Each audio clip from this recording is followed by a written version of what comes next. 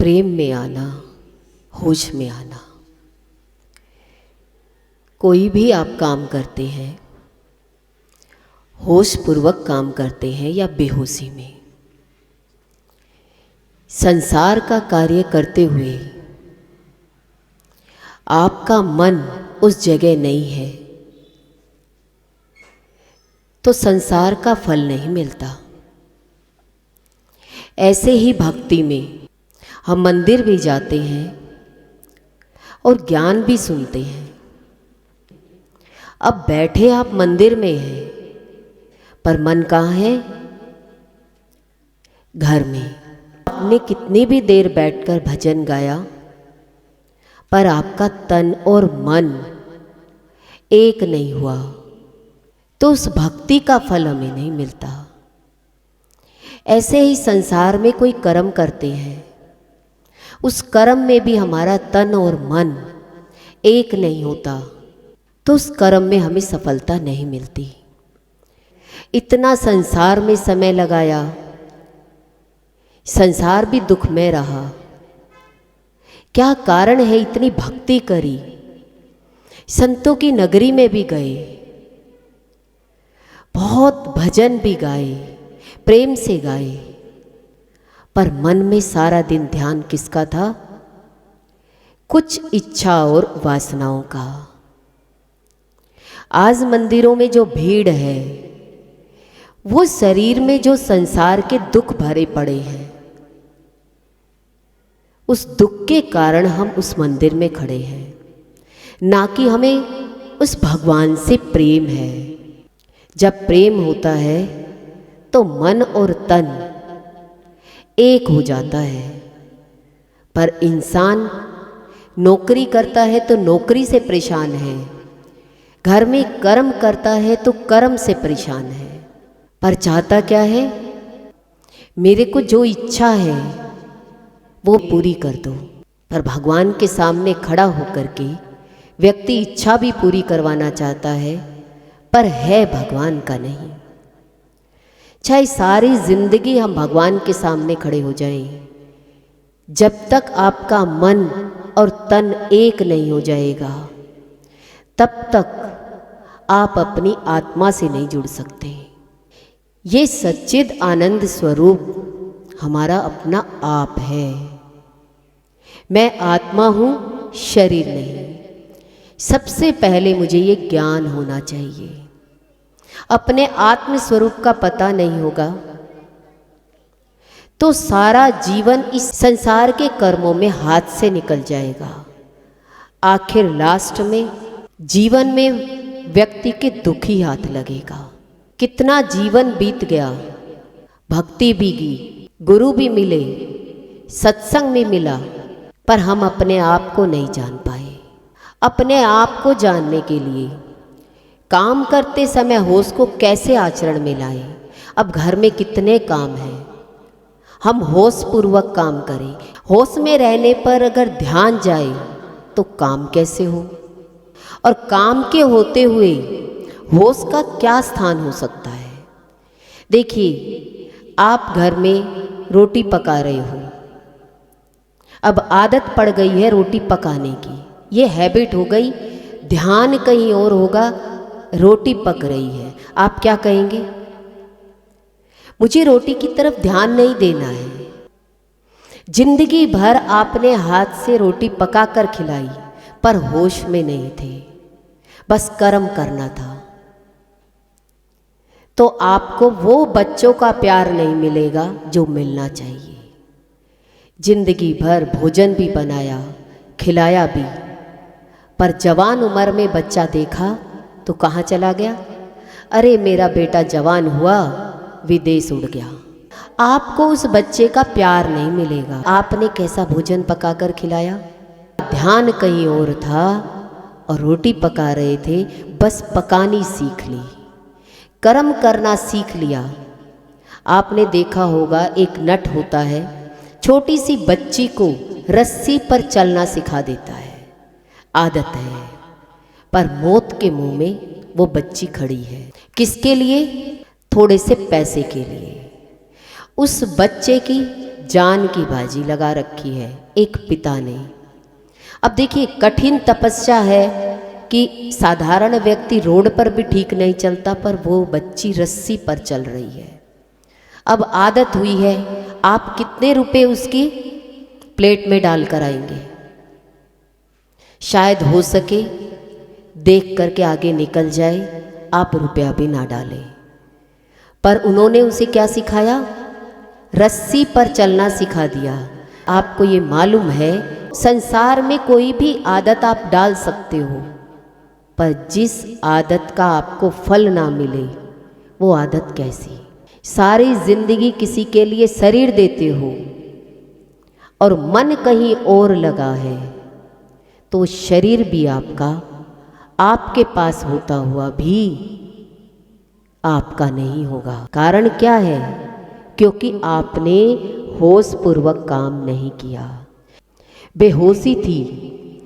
आप भोजन कर रहे हैं तो होश कोई अलग प्रक्रिया नहीं है, भोजन करने में बाधा डाले।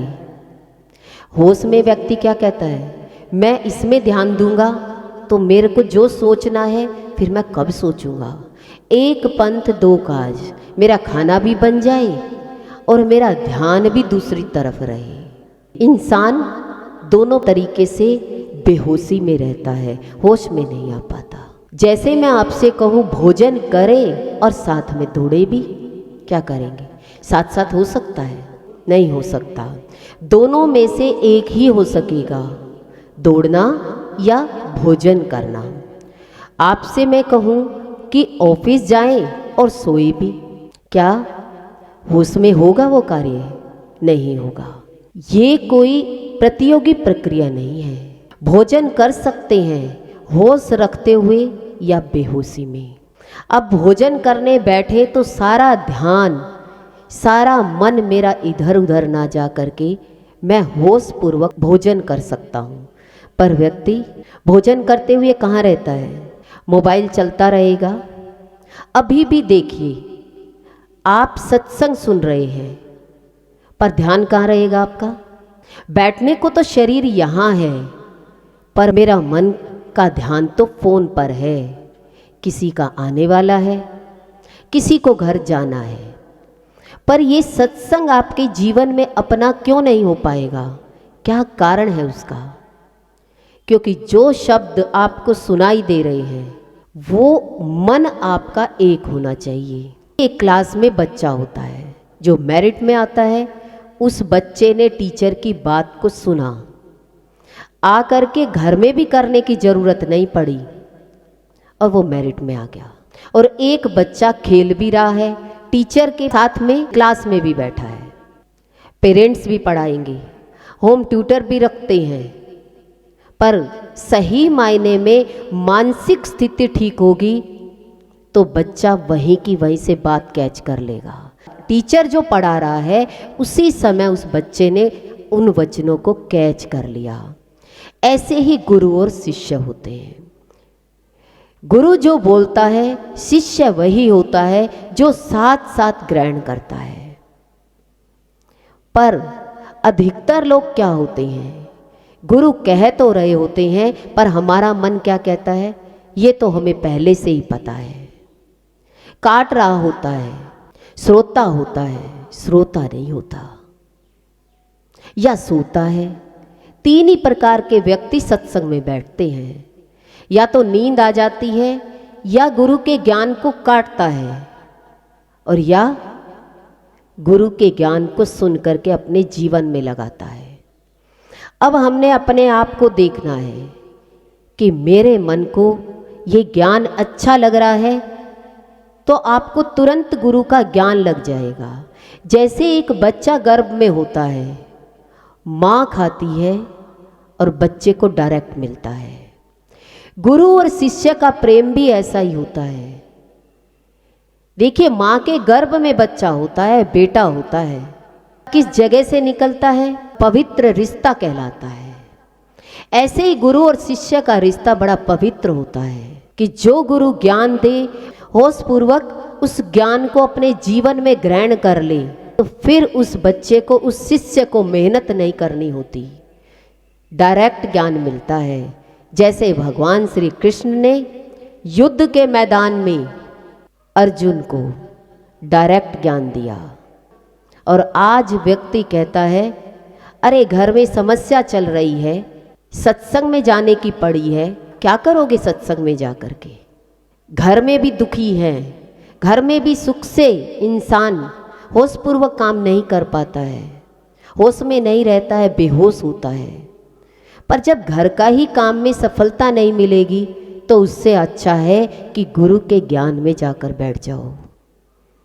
अच्छा तो गुरु का ज्ञान है, कम से कम वो बता रहे हैं कि आपका किया हुआ कर्म जो फल नहीं देगा तो तन भी लगाओगे घर में और आगे जा कर के आपको फल नहीं मिलेगा। सारी जिंदगी इंसान एक ही घर में गवाता है और सारी जिंदगी देखता है कि दुख में निकल गई। क्यों? क्योंकि ज्ञान से होश में आ सकते थे, अज्ञान में तो बेहोशी में काम करने की आदत डाल दी। जैसे एक काम वाली 10 घरों में काम कर सकती है, आखिर काम वाली ही कहलाती है। ऐसे ही जीवन भर नारी घर में ही सारी जिंदगी काम करती है पर उसकी कोई वैल्यू नहीं होती है। ऐसी ऐसी महान नारियां हुई जिन्होंने होश पूर्वक अपने गुरु के सानिध्य में बैठकर ज्ञान लिया और दुख सदा सदा के लिए समाप्त कर लिया। अब हम देखें, क्या हम घर में रहकर इतना काम करें उसका फल ना मिले, या पहले हम होश में आ जाएं और होश पूर्वक काम करेंगे तो भगवान भी मिलेंगे और संसार में जो कार्य करोगे वो संसार का काम भी आपको सफलता देगा। होश का अर्थ इतना ही है, भोजन करते समय मन इधर उधर ना जाए। जैसे ही भोजन की थाली आए तो बिल्कुल मोबाइल को ना उठाएं। मोबाइल तो चलो छोड़ो, आप मान जाओगे, नहीं भी उठाओगे, पर सबसे बड़ा मोबाइल क्या है? आपका मन। मन इधर उधर नहीं जाना चाहिए, भोजन करने में ही मन होना चाहिए। भोजन में नमक कम है, मिर्च ज़्यादा है, ध्यान ही नहीं है। हमारा ध्यान किस पर है? कितने लोगों ने भोजन किया है, कितने ने नहीं किया है। देखिए, नारी बनाएगी तो ध्यान इधर उधर रहेगा, पर बनाने में भी ध्यान नहीं है और खाने में भी ध्यान नहीं है। ना खाने वाले को ही संतुष्टि आएगी और ना ही बनाने वाले में। जब दोनों को फल ही नहीं मिलना तो प्रैक्टिस कितनी करोगे? हर व्यक्ति को लगता है कि प्रैक्टिस कर ले, प्रैक्टिस में माहिर है, नाम जप दे दो तो क्या कहेंगे? मन कहीं और रहता है और नाम जप करके कब माला पूरी हो गई मालूम भी नहीं है। तो हम किस पर ध्यान देते हैं? मन को पर। ऐसे ही मेरा मन जो कार्य कर रहा होता है और उस कार्य में नहीं होता तो इसलिए उस काम में हमें सफलता नहीं मिलती है। कारण यही है, जिसको कारण का पता लग जाता है, जब बीमारी का पता लग जाता है तो बीमारी का इलाज भी मिल जाता है। तो हमें जीवन में सबसे पहले अपने आप को होश में लाना है, या बेहोशी में ही 50-60 साल निकल गए। देखा जाए तो इंसान के बेहोशी में ही सारे काम किए। मन कहीं और चला जाए तो भोजन बेहोश हो जाता है। कब आपका पेट भर गया तो वो भोजन क्या हो गया? बेहोश हो गया। आप भोजन कर रहे हैं और मन कहाँ चला गया? काम पर, ऑफिस में चला गया। शरीर भोजन की टेबल पर और मन कहाँ है? दफ्तर में। कहाँ है मन? कहाँ रहता है? अब अपने आप को चेक करिए, अभी चेक करिए। अभी आप सुन रहे हो, यहीं पर हो या घर पर हो या कोई आने वाला है, कहीं न कहीं मन दूसरी जगह होगा। ये जन्मों जन्मों का पापी मन है, ये इतनी जल्दी अपने आप के साथ बैठता नहीं है, ये दूसरे के साथ बैठता है। और जो ये मन अपने साथ बैठने लग जाए उस दिन सोने में सुहागा हो जाए, उस दिन हमारा जीवन बहुत सुंदर हो जाएगा। घर भी स्वर्ग हो जाएगा और मन भी स्वर्ग हो जाएगा। पर कारण क्या है? कारण की खोज मिल जाए, कारण मिल जाए। क्या कारण है कि हम इस मृत्यु लोक में आए? कोई तो कारण है। तभी ज्ञान में बताया गया कि प्रारब्ध है। जैसी आपकी प्रारब्ध होगी वैसा आपको शरीर मिलेगा। शरीर कौन सा मिल गया? देखिए, इच्छाएं ज़्यादा थी और प्रारब्ध में देखा कि आपके कोई भक्ति नहीं थी, तो भगवान ने जानवर बना करके कि अच्छे पैसे वाले घर में भेज दिया। अब इंसान से भी ज़्यादा उस जानवर की सेवा हो रही है। आज एक बूढ़े व्यक्ति को दूध नहीं मिलेगा पर एक जीव को मिलेगा। पर क्या वो व्यक्ति और एक जानवर क्या एक हो सकता है? पर देखिए दोनों में फर्क क्या है। उसे कैसे रखा जाता है और संसारी जीव को कैसे रखा जाता है। एक बूढ़े व्यक्ति को कैसे रखा जा रहा है, उसके भोजन की तरफ ध्यान नहीं है पर जानवर के भोजन की तरफ ध्यान है। कारण यही है कि जो बुजुर्ग व्यक्ति बैठा है उसका मन अपने शरीर के साथ एक नहीं है, और जब तक शरीर के साथ एक नहीं होगा।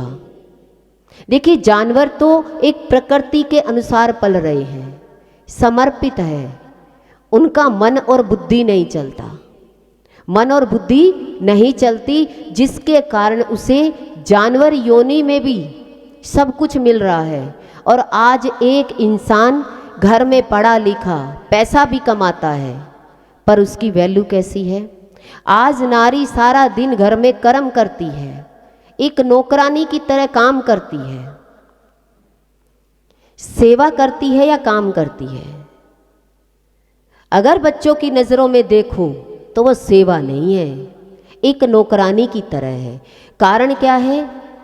क्योंकि अभ्यस्त हो गए हैं, अभ्यास कर लिया है कि हमने तो ये कर्म करना ही है, तो दूसरी जगह मन लगाए रखते हैं। दूसरी जगह जब तक मन रहेगा तो जहाँ रह रहे हो वहाँ भी आपको सुख नहीं मिलेगा। तो होश में आने के लिए क्या करना है? सत्संग में बैठ करके पहले अपने मन को चेक करें कि क्या कहीं मेरा बार बार मन यहाँ बैठे होते हुए तो दौड़ नहीं रहा है। बताया ना कि भोजन कर रहे हो, मन कहाँ जा रहा है? इधर उधर जा रहा है। आज बच्चों को देखो, कर्म करते हुए सारा ध्यान, खाना खा रहे हैं, सारा ध्यान कहाँ है? टीवी पर है। तो खाना कैसा खाया? तो आज शरीर में कितनी बीमारियां हैं, कितने रोग हैं, क्योंकि वो होश पूर्वक ना तो माँ ने खाना बनाया और ना ही बच्चे ने होश पूर्वक उस खाने को खाया। तो वो खाना क्या बन गया? जहर बन गया। कहते हैं ना, बेहोश होने के लिए करना क्या पड़ता है इंसान को। आज हर व्यक्ति थोड़ी सी टेंशन होती है तो क्या करता है?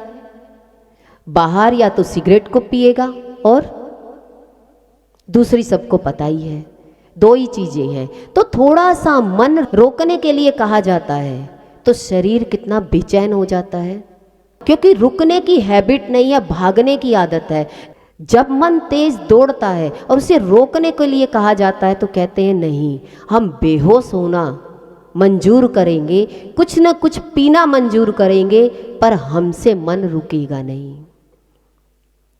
आज की नारियां कितनी मेहनत कर रही हैं, देखिए ऑफिसों में कितना काम है, पर आज नारियों को भी देखिए पीने की भी हैबिट हो गई है, सब तरह की आदत पड़ गई है, क्योंकि आज मन को सहन करने की ताकत ही खत्म हो गई है। क्योंकि इस मन को साथ बैठने की आदत ही नहीं है। शरीर किसी दूसरे का है और मन किसी दूसरे पर है, तो दुख क्यों मिला? तो संसार में जो भी कार्य करोगे उसकी सफलता मिलनी नहीं है, क्योंकि आज कलयुग है। आज कलयुग में मन एक जगह स्थिर हो ही नहीं सकता, और स्थिरता के लिए गुरु की जरूरत है, क्योंकि गुरु तो आपको तुरंत पकड़ लेंगे कि आपका मन कहाँ है। ये आंखें ही आपकी इधर उधर ये पुतलियां घूमती हुई दिखाई देंगी, ये एक स्थान पर रह ही नहीं सकती, कितनी घूमेगी। इस इनके आंखों की पुतलियों के घूमने से ही आपके मन का पता लग जाएगा कि आपकी एकाग्रता नहीं है। जितना ज़्यादा मन दौड़ता है उतना ही मन दुखी होता है। तो सत्संग में व्यक्ति क्यों नहीं बैठ पाता? इंसान चलिया ले लेगा, भजन भी गा लेगा, पर अपने आप के साथ एक नहीं होना चाहेगा। सत्संग ऐसा है कि आपको अपने आप के साथ एक होना सिखाता है। इसलिए ज्ञान की आवश्यकता है, ज्ञान सहित भक्ति। देखिए, भक्ति तो बचपन से ही सिखाई जाती है। बेटा, ये मंदिर में ये मूर्ति है, इस पर हाथ जोड़ो, इस पर फूल चढ़ाओ, इसको माला भी चढ़ा दो। देखिए, बाहर की प्रक्रिया तो बहुत सुंदर सीख जाते हैं, पर सही मायने में अपने मन को भगवान में लगाना, अपने शरीर को दूसरे में लगाना तो बहुत आसान है, पर अपने मन को इस शरीर में लगाना बहुत मुश्किल है। जो अपने मन को अपने आप में लगाए बैठा है, कौन है? किसका मन है कि मैंने अपने शरीर की तरफ ध्यान दिया है?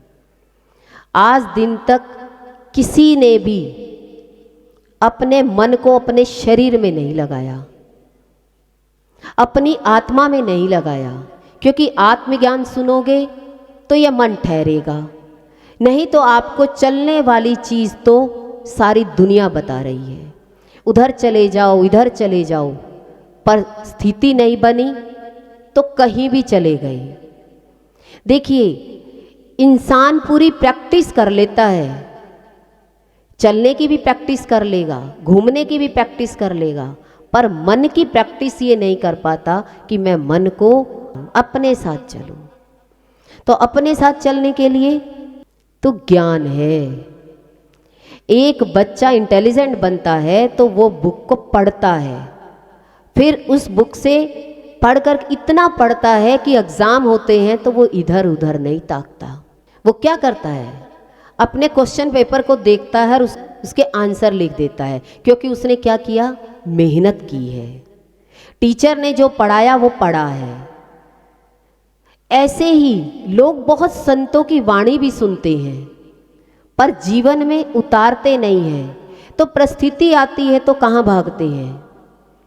अरे कोई पंडित बता दे, अरे कोई ज्योतिष बता दे, अरे कोई पत्थर पहनने के लिए बता दे, कोई दाल चावल चढ़ाने के लिए बता दे।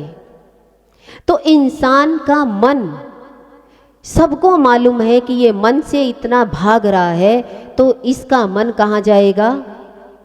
कोई बाहर की क्रिया बता दे, मैं बाहर की क्रिया से संतुष्ट हो जाऊं, और मन क्या कहेगा? मैं संतुष्ट हूं। तो तब भी वह कोई भी काम बेहोशी में कर रहा है या होशपूर्वक कर रहा है, क्या कहेंगे? आप सारे काम बेहोशी में करते हैं या होशपूर्वक करते हैं? आज दिन तक आपने अपने आप को चेक भी नहीं किया होगा। दौड़ करके कहीं चले गए और वापस भी आ गए, आप होश में ही नहीं थे। इसी बेहोशी को तोड़ने की प्रक्रिया है होश। ज्ञान से व्यक्ति को होश में लाया जाता है। अब टीचर बच्चे को डांटेगी भी, जो मैंने बताया है मुझे अभी बताओ कि आपने क्या सुना, और अभी मैं आपसे पूछने लग जाऊं तो अभी धड़कन तेज हो जाएगी, क्या बताएंगे?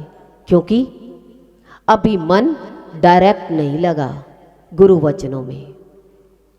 तो सत्संग होश में लाने की क्रिया है। सत्संग क्या है? आप होश में आ जाओ, अपने साथ बैठ जाओ। भोजन करते वक्त मन भोजन में ही हो, कहीं ना जाए, सारा जगत जैसे मिट गया हो। आप जब भोजन कर रहे हो उस समय में आपको ऐसा लगे कि संसार बचा ही नहीं है, संसार में कुछ है ही नहीं, जगत बना ही नहीं है, आपके जीवन में जगत का भान खत्म हो जाए। पर क्या होता है? भोजन करते वक्त कितने विचार आपके आते हैं। ये विचार ना आए तो आपका भोजन होशपूर्वक हुआ। सिर्फ छोटा सा काम करना है, भोजन का क्या लेना है?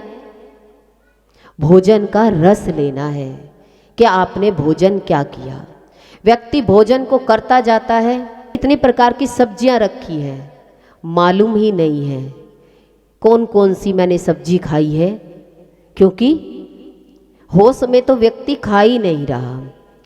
हमारी पूरी चेतना इसके सामने है। किसके सामने है? भोजन के सामने है। अगर उस भोजन को आप करते हैं और इधर उधर मन नहीं जाता तो आपकी सारी चेतन शक्ति किस में गई? भोजन में। और जो भोजन चेतन हो गया तो भोजन ही आपकी दवा बन जाएगा। वही भोजन का रस सदा के लिए आपके रोग को खत्म कर देगा। किसी दवा की भी जरूरत नहीं पड़ेगी, क्योंकि भोजन में ही सारे रस हैं, पांचों रस हैं उसमें। एक कौर भी हम बनाते हैं, उठाते हैं, मुंह में खाते हैं, चबाते हैं, तो ये सारा होश पूर्वक काम हो रहा है। अगर आपका ध्यान रहे कि आप एक कौर तोड़ करके आप खा रहे हैं, चबा रहे हैं, देखिए मुंह में गया है तब भी आपका ध्यान किस पर है? कि चबाने। ये कार्य क्या हो गया? ये भोजन खाना क्या हो गया? होश पूर्वक हो गया। आज दिन तक आपने चेक ही नहीं किया होगा कि क्या मैंने कभी भोजन पर ध्यान दिया, क्या मैंने ऐसा भोजन किया है। आज जा करके अपनी चेतना को उस भोजन में डालना, इधर उधर मत देखना, कैसा बना है ये भी नहीं सोचना, पर पूरा ध्यान अपने ऊपर उस भोजन में रखना। तो वो चेतन शक्ति क्या करेगी? उस भोजन में प्रवेश कर जाएगी। वो भोजन भी क्या बन जाएगा? प्रसाद बन जाएगा। लोग प्रसाद के पीछे मारा मारी करते हैं, भीड़ में प्रसाद लेने दौड़ के पड़ेंगे, पर इतने घंटे सत्संग चला, सत्संग को ग्रहण ना करके किस समय जाएंगे? जब प्रसाद भंडारा होगा तब हम चले जाएंगे। तो व्यक्ति भंडारे में तो मालूम है कि इतने बजे भंडारा मिलेगा, भोजन प्रसाद के लिए चले जाएंगे, पर प्रसाद तो क्या था? भगवान का नाम जप किया गया, भगवान की भागवत पढ़ी गई, वो प्रसाद चेतन बन गया। पर व्यक्ति उस चेतन को ना लेकर के उस प्रसाद की तरफ भागता है। कितने घंटे लाइन में लग जाएगा उस प्रसाद के लिए। क्या कारण है उस प्रसाद के लिए वो 1 घंटा खड़ा है? उसका कारण क्या है? क्योंकि वो प्रसाद संतों के वचनों से चेतन हो गया।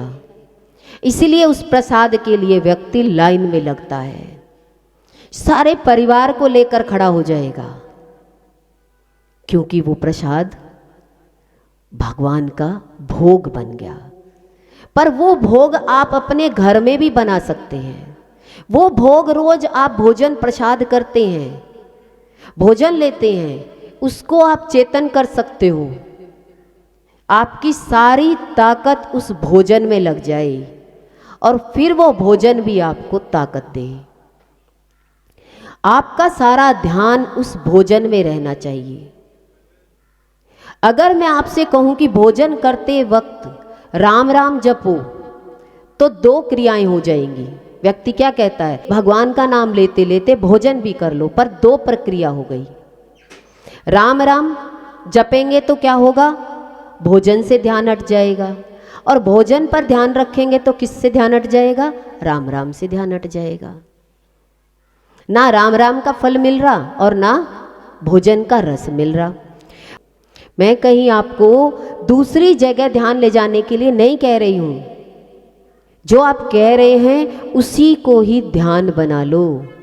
जो आप कर्म कर रहे हैं उसी को ध्यान बनाओ।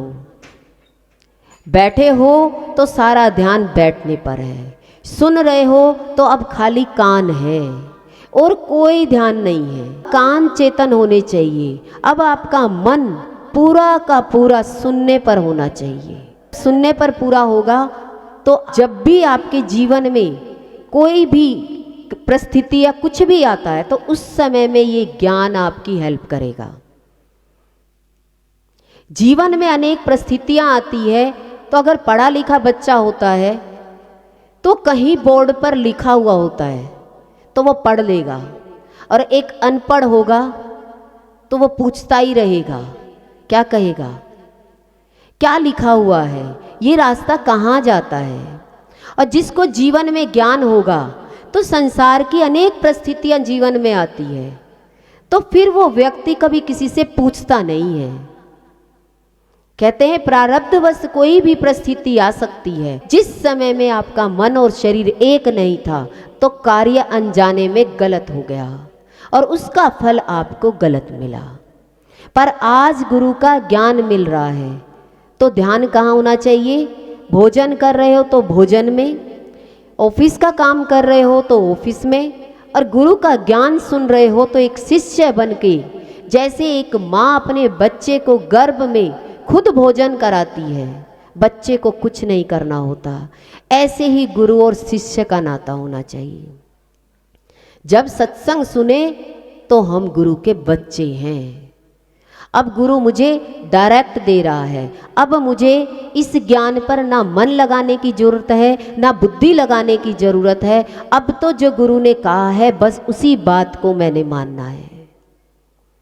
ये हो गया होश पूर्वक गुरु के साथ रहना, होश पूर्वक गुरु के साथ बैठ करके ज्ञान सुनना।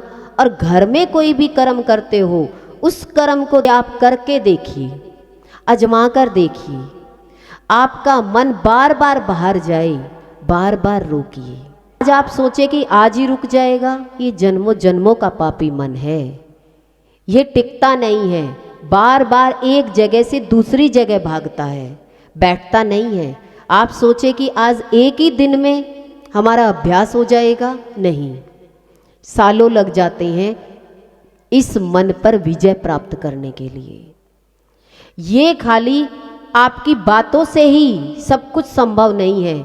गुरु के सामने बैठोगे, जब आपका मन एकाग्र होगा तो आपकी आंखें ही नहीं खुलेगी, इतनी एकाग्रता बनेगी, क्योंकि गुरु चेतन होते हैं। उनकी चेतनता का प्रकाश जब हमारे शरीर पर पड़ता है, आत्मा का प्रकाश जब आत्मा पर पड़ता है, तो मन शांत होकर के ध्यान में चला जाता है।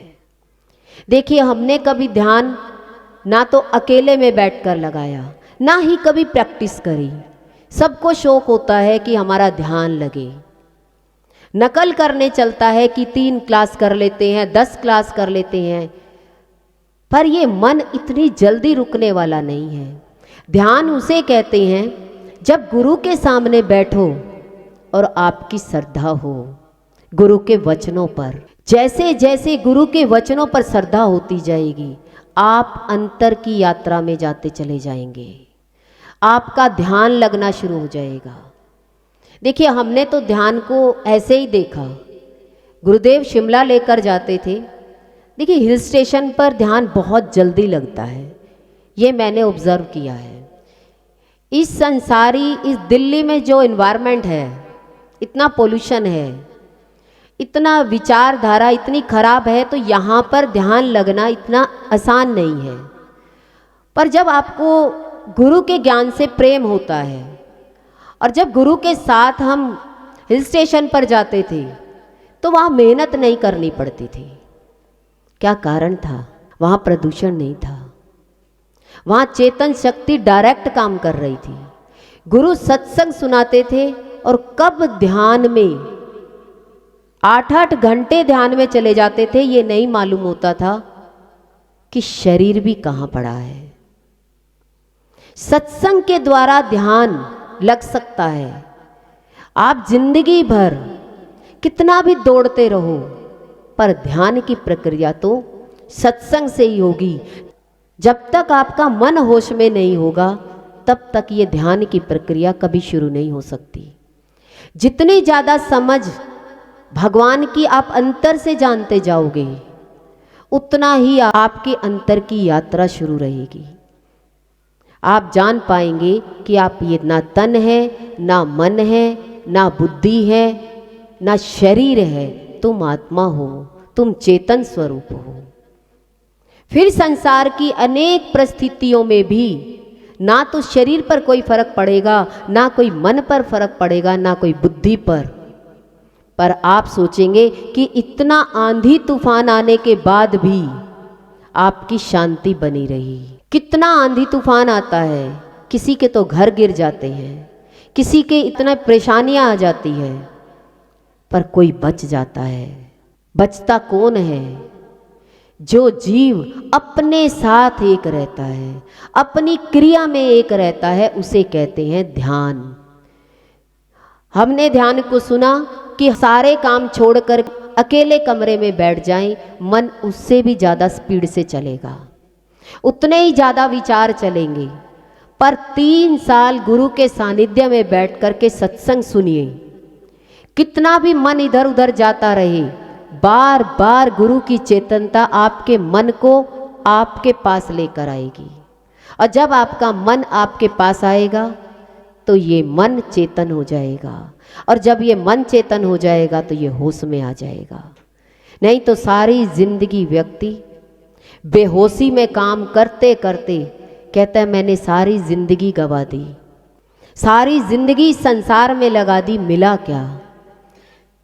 पर इस संसार में जो व्यक्ति अपने आप के साथ जुड़ता है, अपने आप का ध्यान रखता है, अपने आप पर ध्यान लगाता है, तभी उसे सफलता मिलेगी। नहीं तो ना संसार में सफलता मिलेगी। सारी जिंदगी इंसान दूसरे में ही सेवा में लगा रहेगा, दूसरे में ही मन लगा रहेगा, पर शरीर से जितनी भी पढ़ाई करी, जितना भी आपने कर्म किया, उसका फल ना मिलने का कारण क्या है? दूसरे को हमेशा खुश रखें, अपने मन को भूखा देखते चले जाएं कि सामने वाले का मैंने इतना किया, मुझे तो कुछ भी नहीं मिला। तो सारी जिंदगी आपने अपने मन को नौकर बनाया या दूसरे ने? किसने बनाया? मन तो आपका ही था। ज्ञान मिल जाता तो ये मन दूसरे के लिए इतना नहीं दौड़ता, पहले अपने लिए।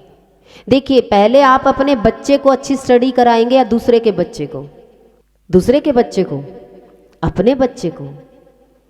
ऐसे ही आप अपने जीवन में गुरु के सानिध्य में आए तो सबसे पहले ज्ञान में आप आगे बढ़ोगे या सबको इकट्ठा करने में लगोगे? ज्ञान सुनो, आप चेतन हो गए तो आपके बोलने मात्र से वो व्यक्ति आपके सामने आ जाएगा। पर पहले आपने क्या करना है? अपने आप में ही होश पूर्वक ज्ञान को लगाना है। अब होश में आने की कला क्या है? क्या कहोगे? सत्संग। बिन सत्संग विवेक ना होई, हरि को भजे सो हरि का होई। तो होश में लाने के लिए आपको गुरु की जरूरत है। चेतन गुरु आपके मन को बार बार पकड़ कर लाता रहेगा। क्यों? क्योंकि गुरु के सामने आप अपनी कोई न कोई बात जरूर कहेंगे, तो गुरु की आपके बातों से ही समझ जाएगा कि आपका मन कहाँ है। 1 घंटा ज्ञान सुना और मन ने फिर वही बात करी। कौन सी? मैं इस कारण दुखी हूँ। पर गुरु ने क्या कहा? कारण तो मालूम पड़ गया, किस कारण आप दुखी हैं, तो अपने कारण को ठीक कर लो। तो अपना कारण क्या है? कि मेरा मन सारी जिंदगी दूसरे पर रहा, दूसरे को ठीक करने में सारी जिंदगी निकाल दी। माँ अपने बच्चे को ठीक करने में सारी जिंदगी निकाल देती है, पर अपने आप को सही जगह पर नहीं बिठा पाती। सारी जिंदगी अपने जीवन को दुख में देखती है और अपने बच्चे को सुख में बनाना चाहती है। सुखी व्यक्ति तो किसी को सुख दे सकता है, पर दुखी व्यक्ति किसी के दुख को दूर कर सकता है। पर सब व्यक्ति क्या करना चाहते हैं? जीवन में हम सबके कर्मों को पूरा कर दें। एक नारी सुबह से लेकर के शाम तक काम करती है। घर में कितने मेंबर होते हैं?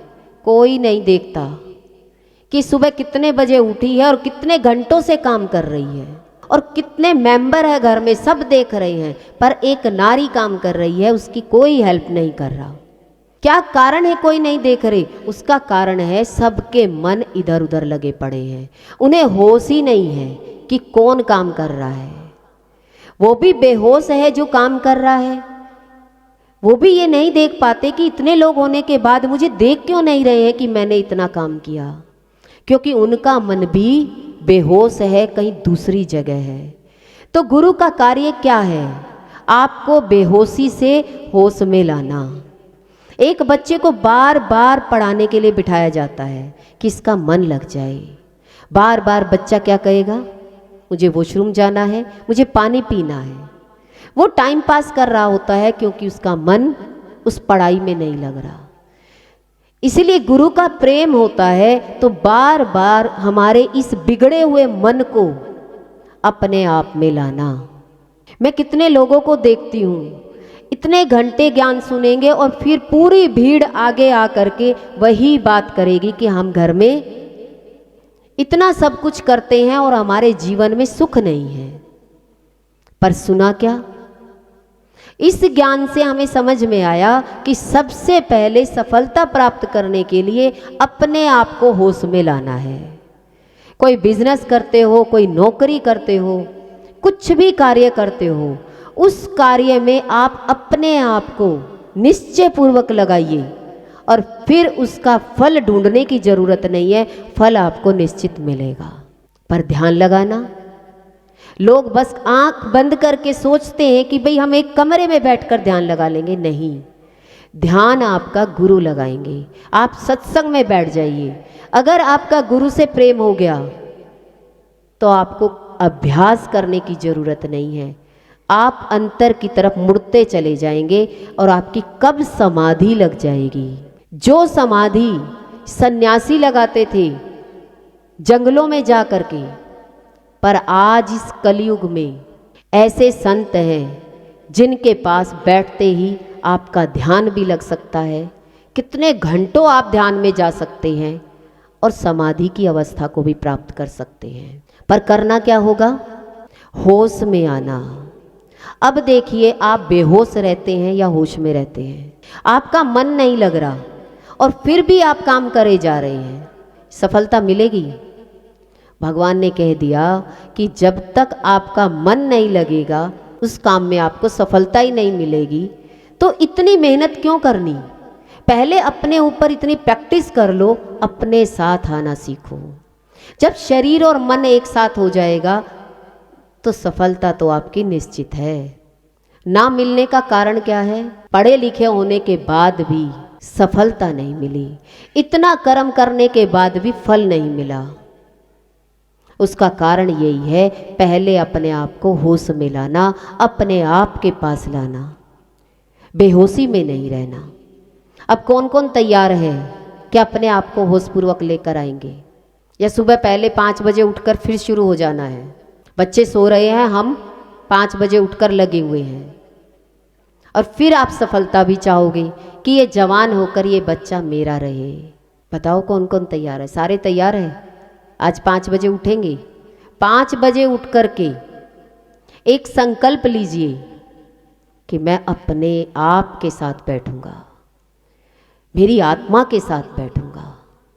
जब आप अपनी आत्मा के साथ बैठेंगे, चेतन हो जाएंगे। देखिए, कार्य इंसान को तब करना चाहिए जब सामने वाले व्यक्ति को जरूरत है। आदत क्या पड़ गई? रस्सी पर चलने की, बिना ही कहे काम करने की। तो सारी आदत किसने बिगाड़ी? हमने नकल सीख ली, अपनी अकल नहीं लगाई। अगर अपनी अकल थोड़ी लगाई होती तो आज इंसान के शरीर में इतने रोग नहीं होते और आज अकेला नहीं होता। आज अकेलापन क्यों है? क्योंकि आज भी मन दूर बैठा है और शरीर अकेला है। अगर आज भी आपका मन आपके साथ हो गया तो धीरे धीरे परिवार के मेंबर भी आपके साथ होंगे और प्रेम भी करेंगे। और नहीं भी होंगे, जिसका मन ज़्यादा दौड़ रहा होगा तो वो आपसे दूर हो जाएगा। उसे दुनिया सिखाएगी, उसे संसार सिखाएगा। तो संत क्या कहते हैं? ये संसार आपको सिखाने के लिए है, ये सारी दुनिया आपको अपने आप में लाने के लिए है। क्योंकि जब तक आप इस दुनिया में नहीं जाओगे, ठोकर नहीं खाओगे, तब तक आप अपने पास आ ही नहीं सकते। क्योंकि जन्मों जन्मों से हमें दूसरे से मांगने की आदत है, और जब आप चेतन हो गए तो आपको किसी से मांगना ही नहीं पड़ेगा। जब आपका मन आपके साथ आ गया तो जो आप सोच रहे होंगे ना, तो सामने वो व्यक्ति आपकी सोच के अनुसार वो चीज़ या वो वस्तु या वो इच्छा पूरी करने के लिए खड़ा होगा। आप इसको प्रैक्टिकल करके देखिए। 5 दिन 3 दिन आजमा कर देखिए कि आज हमें सामने से कोई कहेगा तभी हम करेंगे, तब तक हम अपने साथ रहेंगे। आपकी अपनी वैल्यू भी बढ़ेगी और जो आप सोचेंगे वो आपके काम पूरे होते जाएंगे। आसान कौन सा है? जिंदगी भर बहुत पढ़ाई करें, जिंदगी भर दूसरों के अनुसार चलते रहें, नौकर बनते रहें और नौकर की स्टैंप लगा करके जीवन भर दुखी रहें। नौकर कभी मालिक नहीं बन सकता, क्योंकि आपने ही तो अपने मन को भगा रखा है, किसी और ने थोड़ी ना, क्योंकि आपको हैबिट है। देखिए ये दरवाज़ा बंद हो तो 2 बुजुर्ग व्यक्ति भी बैठे हैं, माँ बाप भी बैठे हैं और बच्चे भी हैं, खोलने कौन जाएगा? मन जिसका ज़्यादा दौड़ता होगा वो सबसे पहले दौड़ के जाएंगे। तो बड़े बूढ़े क्या करेंगे? बच्चे तो निकलेंगे ही नहीं, हमें ही करना है। तो आदत कैसी हो गई? मन को भागने की आदत हो गई। ऐसे ही हमारा मन इतना तेज गति से दौड़ रहा है कि अगले जन्म की भी तैयारी हमने मन की कर ली। तो पिछले जन्म को कैसे काटोगे? पिछला जन्म तो आपका चलता ही चला जाएगा। तो सारी जिंदगी मालिक बनोगे या नौकर? तो आपको दोबारा नौकरी मिलेगी तो इंसान नौकरी की तरफ भागता है, मालिक नहीं बन पाता। उसे 10 घंटे की 20 घंटे की नौकरी मिल जाएगी और जैसे ही संतों की नगरी में जाता है धीरे धीरे उतने ही घंटे काम कम करने पड़ते हैं और रुपए ज़्यादा है। तो जब हम सत्संग में गए तो कर्म तो करने वाले सभी आ गए, हम कर्मों से मुक्त हो गए। और आज बिना ज्ञान के अज्ञानता में इंसान कर्म में ही फंसा पड़ा है और उन कर्मों ने हमें बोझ लाद दिया है, इतना बड़ा बोझ कि सारी जिंदगी निकाल दी। पर धीरे धीरे जब आप सत्संग में आएंगे, बैठेंगे, तो मन आपके पास आना शुरू होगा। आप करके देखिए। मैं एक ही दिन कहती हूँ, एक दिन छोड़ो, आज शाम को आप सोचो, आपका मन भागेगा, अरे ये आ गए, इनके लिए करना है। आप रुकिए थोड़ी देर, प्यास उनको लगी है, वो कहेंगे मुझे पानी दे दो। आप रुकने की थोड़ी देर कोशिश करिए, पर आपको आदत क्या है? भाग कर करने की। घुटने नहीं चल रहे हैं पर भाग कर क्या करेंगे? उनकी प्यास आपको लग रही है, इसका मतलब आपका मन क्या है? आप दूसरे की प्यास को अगर समझ सकते हो, चेतन तो हो आप, उसको क्या चाहिए वो आपके अंदर में वो चीज़ प्रकट हो रही है, पावर तो है आपके पास। पर दूसरे की पावर, दूसरे के सामने नौकर बनने की, अपनी पावरफुल शक्ति अपने पास रखोगे तो देखिए सामने वाला व्यक्ति आपके लिए कार्य करेगा। अच्छा लगेगा कोई आपके लिए कार्य करे, या अच्छा वो लगता है सारी जिंदगी हम नौकर बने रहे? किस किस को मालिक बनना अच्छा लगता है? यहाँ ब्रह्म ज्ञान चलता है और ब्रह्म ज्ञान में चारों तरफ देवी देवता वास करते हैं। अगर आज शर्मा करके इतना छोटा हाथ मत खड़ा करो, भगवान चाहते हैं आप इतना ऊंचा हाथ खड़ा करो कि हमेशा का स्थान ऊंचा बना रहे, कहीं जाए आपका स्थान ऊंचा हो। क्या नहीं चाहते आपका स्थान ऊंचा हो? घर में भी आपका स्थान ऊंचा हो, बाहर नौकरी पर जाए तो भी वहाँ आपका स्थान ऊंचा हो, आपको लोग पसंद करें। पर पसंद कब करेंगे? एक बात, होश में रहिए, जो भी काम कर रहे हैं धीरे होगा, कोई दिक्कत नहीं है, पर काम तो पूरा होगा, सफलता तो मिलेगी। जानवर को देखिए, जिंदगी भर बोझा ढोता है, आखिरी में चारा तो शायद हो सकता पेट भर ना मिलता। और आज हमने जिंदगी क्या बना दी? जिंदगी भर कर्म कर रहे हैं, पर क्या कोई घर में गरम रोटी बनाकर आपको देता है? कोई है?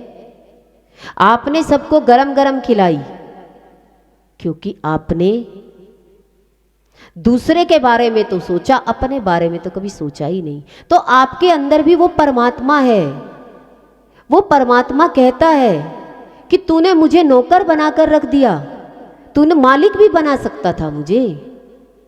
हम अपनी आत्मा को मालिक भी बना सकते हैं, हमारे ऊपर डिपेंड करता है हम सिंहासन पर बिठाएं अपने आप को या दूसरे के चरणों में। इसीलिए अपने आप को हमेशा ऊंचा रखिए। परमात्मा आपके अंदर से, हृदय से पुकार कर रहा है, अब की बार तो मुझे आगे कर दे, अब की बार तो इस जन्म में मुझे आगे कर दे। तूने ही मुझे सारी जिंदगी पीछे किया है, आज मैं कहता हूँ, संतों को तेरी नगरी में भेजकर मैं कहता हूँ, गुरुओं को भेजकर हमें बताया, गुरुओं ने हमारी शान बढ़ाई। कौन शान बढ़ाता है? सब परेशानी देते हैं, शान तो गुरु ही बढ़ाता है। और जो गुरु के सानिध्य में आ जाता है वो अपने परमात्मा को आगे रखता है। जब कण कण में परमात्मा है तो मेरे इस मानव चोले में भी नारायण है। अब आपके ऊपर है, आप उस नारायण को पीछे करके रखते हैं या आगे करके रखते हैं। आज से अपने अंदर में उस बैठे उस परमात्मा की वैल्यू बढ़ाओ, वो आपकी वैल्यू बढ़ाएगा, पर बढ़ाना आप नहीं है। आपने सुना है ये शब्द, कण कण में परमात्मा है, तो क्या आपके पूरे शरीर में परमात्मा नहीं है? क्या आप अपनी वैल्यू नहीं बढ़ाना चाहते? कोई पैसे के पीछे किसी के नौकर बनता है, कोई सेवा के पीछे नौकर बनता है। आप गुरु के पीछे चल करके उस ज्ञान में मालिक बनो। गुरु आपको सीट देता है, सिंहासन देता है। कोई अपने सिंहासन पर नहीं बैठने देता, पर संत वो सिंहासन देते हैं, कहते हैं इस आत्मा को सदा ऊपर करके रखो, इसको नौकर बना के नहीं मालिक बना कर रखो। पर आपके हाथ में है, आप भगवान को मालिक बना कर रखना चाहते हो या भगवान से नौकर पने का काम लेना चाहते हो। आज से क्या करेंगे? अपने आप का ध्यान रखेंगे, और जब आप अपने आप का ध्यान रखेंगे तो आप होश में आ जाएंगे, और होश पूर्वक काम करेंगे तो जीवन बहुत अच्छा हो जाएगा। धीरे धीरे देखिए, ये मन बार बार मना करेगा, अरे सत्संग में तो ये कहा है घर उजड़ जाएगा। नहीं, कुछ नहीं होगा, पर कहने दीजिए सामने वाले को, तब करिए। बच्चा आराम से टीवी देख रहा है और माँ उसके मुंह में क्या डाल रही है? कौर डाल रही है। कैसी आदत डाल दी? क्या वो बच्चा कभी अपने आप में आएगा? आज देखिए लड़कियां सोई सोई आती हैं शादी होकर। क्या कारण है? आज यही तो कारण है कि होश में ही नहीं लाया। बेहोशी में ही बच्चे पैदा हो जाएंगे, बेहोशी में सब कुछ हो जाएगा, पर जीवन तो दुख में है, सुख में जीवन तो नहीं है, दुख से भरा ही हुआ है। फल तो उसे भी नहीं मिलेगा, क्योंकि आदत कैसी डाल दी। आज बच्चे को मोबाइल देते हैं और बच्चे को भोजन खिलाते जाते हैं, उसे बेहोशी में ही सारा जीवन बिताने की आदत पड़ जाएगी। 20 साल का वो जवान बच्चा होगा तो वो कभी अपने साथ नहीं होगा, वो किसी दूसरे के साथ होगा। उसे आदत पड़ गई है बेहोशी में ही जीने की। तो सत्संग क्या कहता है? पहले अपने आप को होश में लाओ, और जब आप होश में आ जाएंगे तो आपको इधर उधर ताकने की ज़रूरत नहीं है। फिर किसी मंदिर, मस्जिद, गुरुद्वारे कहीं भी जाने की ज़रूरत नहीं पड़ेगी, आपके दरवाजे पर उठकर आ जाएगा। सारा जगत संतों की नगरी में चला जाता है, सारा संसार उठ करके उस संत के पास चला जाता है। संतों ने तो किसी को नहीं बुलाया। आप वृंदावन में देखिए, हित परमानंद जी के वहाँ 3 बजे लोग पहुँच जाते हैं, और सब लोग क्या कहते हैं? हम उनका सत्संग सुनते हैं। हमारे घर तो चलता ही रहता है, पर कैसे चलता रहता है? घर में सारा दिन काम करते हो और संतों का अपमान करते हो। संत की वैल्यू सीखिए। संत हमारे जीवन में क्या महत्व रखते हैं। उनकी वाणी ऐसी नहीं है कि आप घर में काम कर रहे हो और चलाकर छोड़ दी। अपमान है उनका, अपमान कभी नहीं करना चाहिए, उसका भी फल आपको मिलेगा। क्या आपने गुरु के वचनों की बेकदरी करी? आप बच्चे को कहिए स्कूल में जाने की ज़रूरत नहीं है, मैं टीचर से वीडियो बनाकर ले आती हूँ स्कूल से, और बच्चे को आप घर में बैठ कर के कह दीजिए कि पढ़ लो बेटा। क्या होगा? आपका बच्चा कामयाब हो पाएगा। इसीलिए आज सत्संग में सत्संग की वैल्यू होनी चाहिए कि सत्संग से आपका पता रहेगा कि आपका मन इधर उधर गया। आज हमने प्रैक्टिस करी, प्रैक्टिस नहीं कहूँगी, प्रैक्टिकल। चलिए प्रैक्टिकल आप चलेंगे, चाहे 10 मिनट रुकिए, देखिए। मैं ये नहीं कहती आप पूरा दिन अभी ने भागेगा। 10 मिनट तक घड़ी की सुई देखिए, 10 मिनट होती है, 10 मिनट तक अपने मन को रोक के रखिए कि मैं वाणी सुन रही हूँ, मेरा मन इधर उधर नहीं जाएगा। वाणी में ध्यान रखिए, वाणी से हैबिट डालिए। जब आपका 10 मिनट आपका रुकना शुरू हो जाएगा, उसके बाद 20 मिनट, फिर 40 मिनट, फिर आप ऐसे चलेंगे जैसे एक व्यक्ति गाड़ी भी चलाता है और बाहर भी ध्यान रहता है।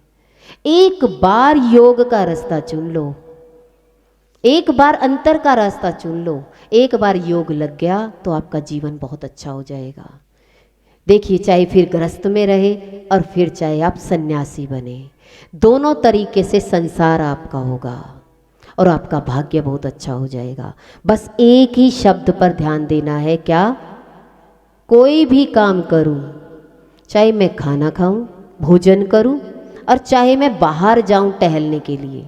बाहर भी आप पार्क में जाते हो तो किसी से बात मत करिए, 5 मिनट तक 10 कदम चल कर आइए, पर 10 कदम ध्यान रखिए। मेरे को आज भी याद है कि शिमला में गुरुदेव लेकर जाते थे तो ट्रैकिंग कराते थे। तो मेरे को ये लगता था कि गुरुदेव क्या करते हैं, क्यों पहाड़ों पर लेकर जाते हैं, क्यों ट्रैकिंग कराते हैं, ये सीधी सीधी रोड पर क्यों नहीं लेकर जाते। पर उन्होंने ध्यान में लेकर जाना था मुझे, क्योंकि जितना ज़्यादा आप ऊंचाई पर चढ़ेंगे तो आपका सारा ध्यान किस पर रहेगा, मैं इधर उधर ना गिर जाऊं। तो मन क्या हो गया, एकाग्रचित हो गया। और जैसे ही वो वहाँ से ट्रैकिंग कराकर लेकर आते थे तो थोड़ी देर सत्संग करते थे, आधा पौन घंटा, तो तुरंत ध्यान में चले जाते थे। हमें प्रैक्टिस गुरुदेव ने कैसे कराई? कठिन रास्ते से, सीधे सीधे रास्ते से तो ध्यान इधर उधर चला जाएगा, पर पहाड़ पर चढ़ोगे तो, और दूसरे तरफ से उतर कर आते थे। उतरेंगे तो भी डर लगेगा पैर फिसल ना जाए, पर आपके मन को एकाग्रचित करने के लिए कठिन रास्ता चुनना होगा।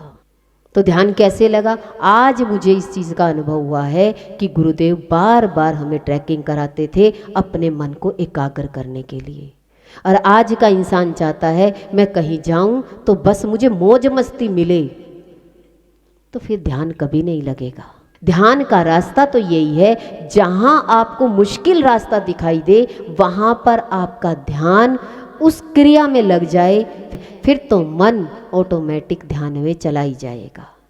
तो ये गुरु के शुक्राने हैं कि गुरु ही हमें इस ध्यान की यात्रा की तरफ ले जा सकता है, नहीं तो इंसान के बहुत सारे रास्ते हैं। ये चौराहा है, इस चौराहे पर आप कोई भी रास्ता चुन सकते हो, पर सत्संग एक ऐसा रास्ता है जो आपके मन को रोकना सिखाएगा। ये खाली गुरु कृपा से हो सकता है, सत्संग से हो सकता है। मुझे नहीं लगता इंसान बहुत सारे रास्ते चुनता है, पर बिना ध्यान के आप अंदर जा सको। ध्यानपूर्वक काम करना, ध्यानपूर्वक मन लगाना, और ध्यान से ही समाधि की यात्रा है। गुरु भगवान के अनंत अनंत शुक्राने हैं।